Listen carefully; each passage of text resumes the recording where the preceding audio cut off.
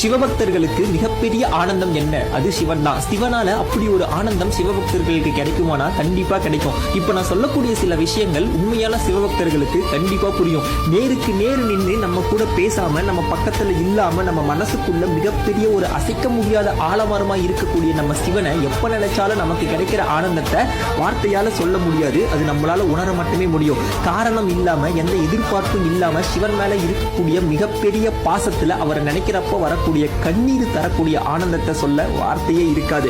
அணுவுக்குள்ள அணுவா இருக்கக்கூடிய நம்ம சிவன் நமக்குள்ள ஒவ்வொரு நொடியும் இருந்துகிட்டு அவரை உணர வச்சுக்கிட்டே இருக்காரு. அவரை உணரப்ப இருக்கக்கூடிய சந்தோஷத்தை விட சிவபக்தர்களுக்கு மிகப்பெரிய ஒரு சந்தோஷம் என்னவா இருக்க முடியும்? 33 கோடி தேவர்களுக்கு மட்டும் இல்லாம கோடான கோடான சிவபக்தர்களுக்கும் இந்த பிரபஞ்சம் முழுவதும் நிறைஞ்சிருக்க நம்ம சிவனை நினைச்சா எப்பயும் ஆனந்தம் ஆனந்தம் ஆனந்தம் தான். மகாதேவா, உன்னோட அதிசயத்தையும் கருணையும் எங்களால் புரிஞ்சுக்க முடியல. ஐயனே, ஈசனே.